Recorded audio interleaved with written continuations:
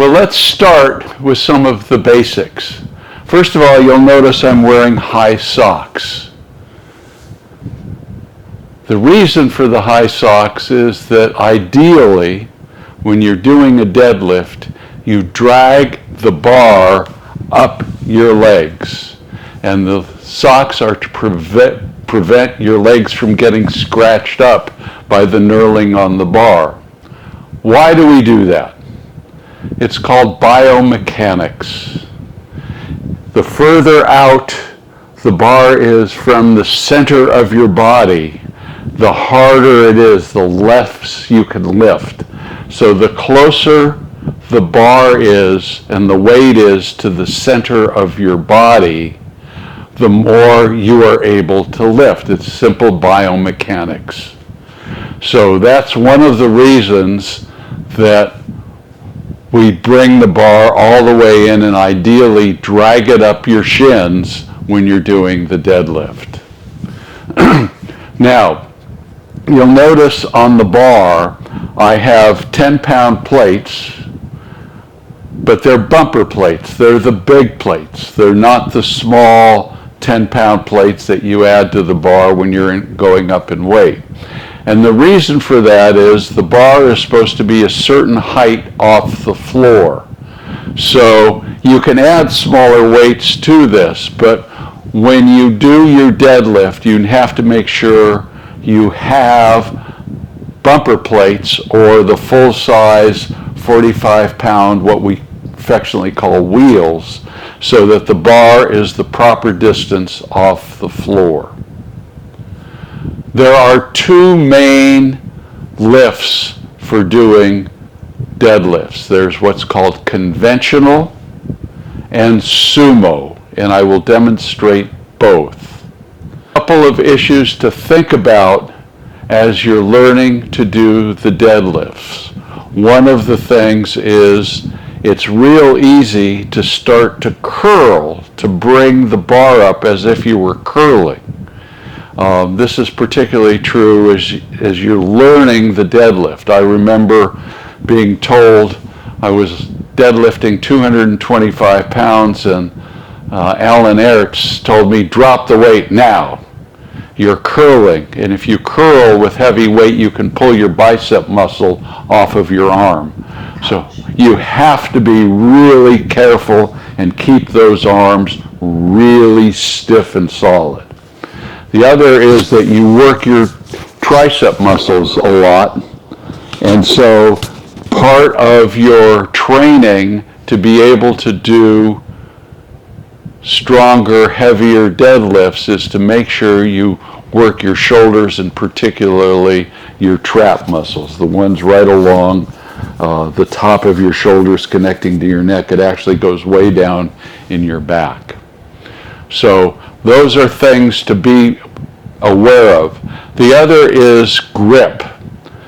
For this lighter weight, I can do an overhand grip. You can see my hands will grip the bar like this. But as the weights get heavier, you need to start thinking about locking the bar in because it can slip out. So we do this kind of a grip, one overhand, one underhand. And for each set, you should reverse your grip. You don't want to do the same over-underhand grip every time because you will then favor one side over the other. You're trying to get an even balance. So one time you'll grip it like this, another like this. But until you have to get heavier enough and do the combination grip, you try to do the overhand grip. And one of the things is to work on grip strength. Forearm roll up, where you have a rope and you roll the weight up. That's a good exercise for helping to increase your forearm strength, which increases your grip strength.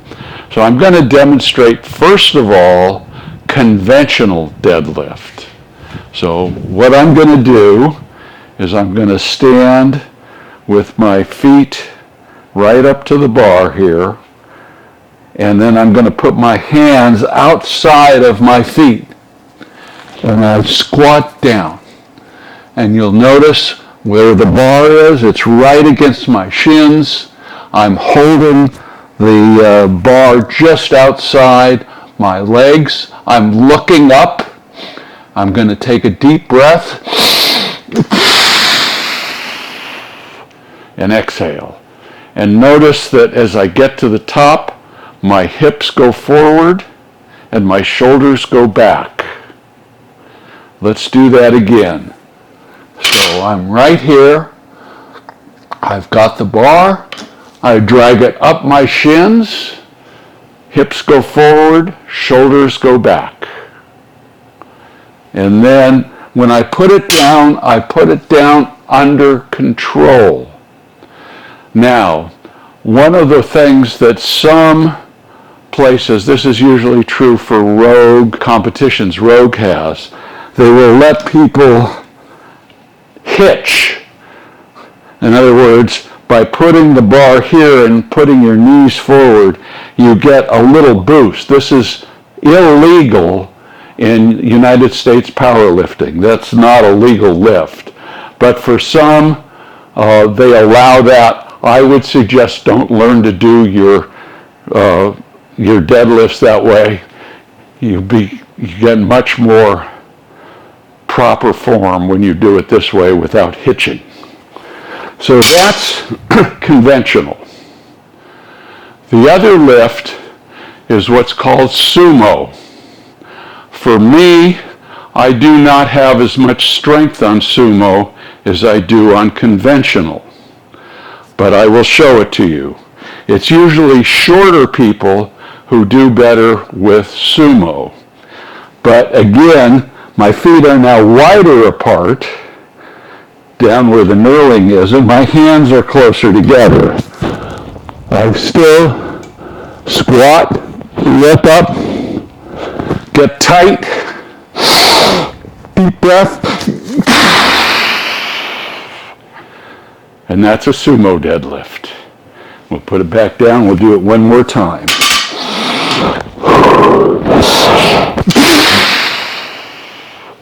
Just like that. That's sumo. Now, one of the things that people do when they do multiple reps is they'll sometimes lift it up and bounce it. That's not the proper way to train. You should put it down and then start again. The reason for that is if you let it bounce, you're getting some additional help. And that would be cheating.